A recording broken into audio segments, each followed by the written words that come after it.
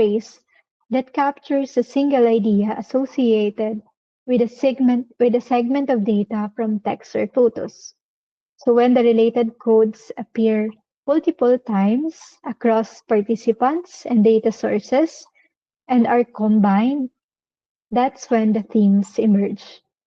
The context in which the research is done, the nature of the research, and interest of the researcher will influence which codes the researcher attributes to the data.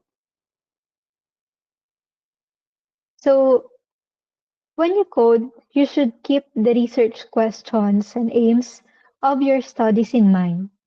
The following questions may assist you in coding decisions.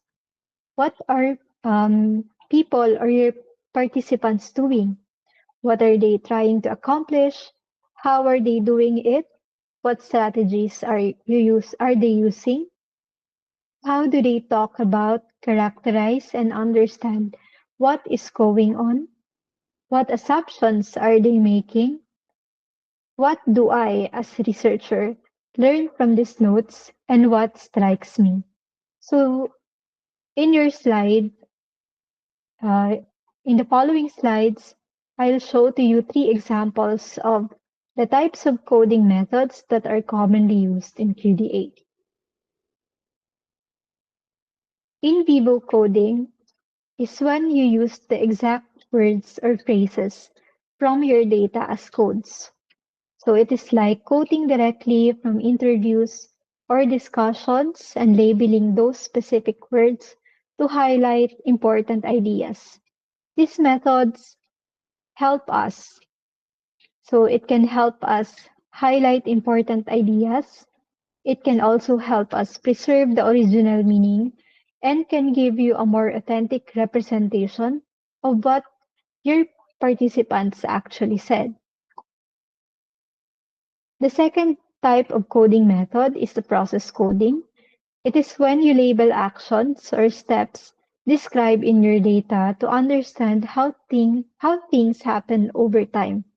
So it focuses on identifying the what people do, like how they describe a process or event unfolding. For example, if someone talks about analyzing qualitative data, you might code actions like reading transcripts, assigning codes, or searching for codes to track the sequence of their QDA process.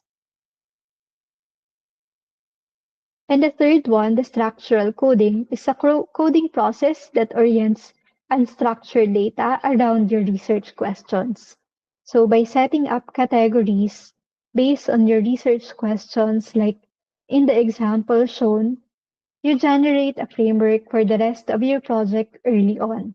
So aside from keeping you organized, it saves you from having to think up new plans for each study. So rather than looking for what your respondents mean, you're focusing on how different sections of the data relate directly to your research questions. So for beginning researchers, you can start organizing your data using structural coding. You can first start by listing the main topics or research questions that will guide your analysis. So let's take, for example, the study about work-life balance. The table here shows the research questions and the corresponding research purposes of the study on work-life balance. Now, you take your research questions and use them as direct codes that will streamline your analysis process.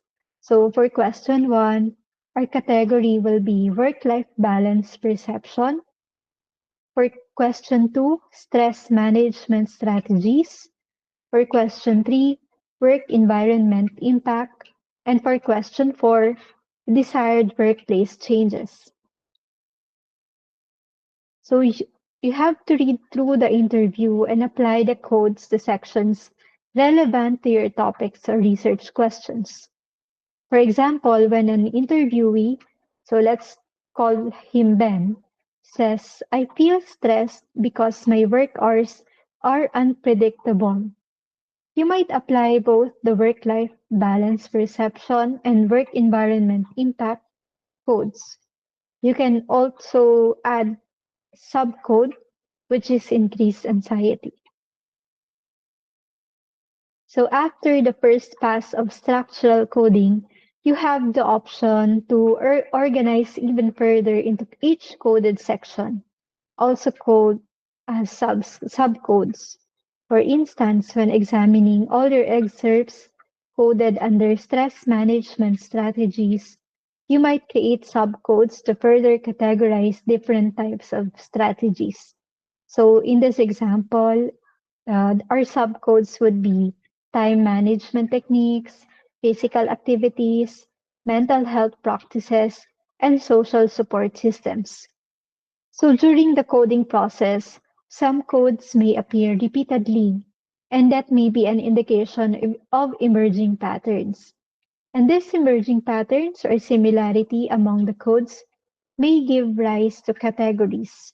So there are three techniques to organize our data. First, by outline, by mind map, and by matrix table. So this is an example of categorizing codes and themes by outline, which also directly identifies the answers to the research questions. So here's is an example of categorizing codes and themes from the Service Learning Program study. We can also illustrate our codes and themes by drawing a mind map. A mind map is a visual tool that helps organize and connect ideas around a central theme. And last is the matrix table, which is a grid or chart used to organize and compare information across different categories. So you can think of it like a big table where you list different factors across the top columns and down the side rows, and then fill in the boxes with relevant data or information. So the table here shows the themes, the sub-themes, the codes, the description of codes, and the direct quotations from the transcripts. Now you are equipped with techniques to organize and analyze your qualitative data. Remember that when conducting qualitative research, it's crucial to ensure the quality and reliability of your findings. And here are some of the key ways to do that. First is the triangulation. So this means using multiple sources, methods, or researchers to cross-check data and strengthen your conclusions. And it's like double-checking your answers to make sure they all add up. The second one, the respondent validation, and this involves going back to participants to confirm if your findings reflect their two experiences. So it's like getting feedback to ensure you capture their voices accurately. The third one, the clear exposition of methods. So you have to be transparent about how you collect and analyze data. This helps others understand your process and trust your results. The fourth one is reflexivity. So this is about being aware of your own biases or influence on the research.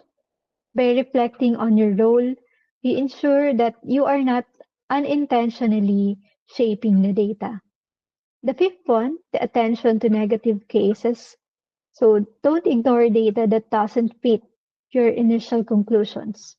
Negative or contradictory cases can provide you with valuable insights.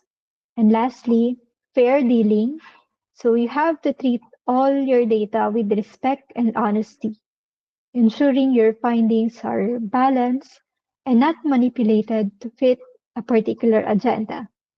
So by using these methods, you make sure your research is credible, thorough, and truly reflective of the experiences you're studying.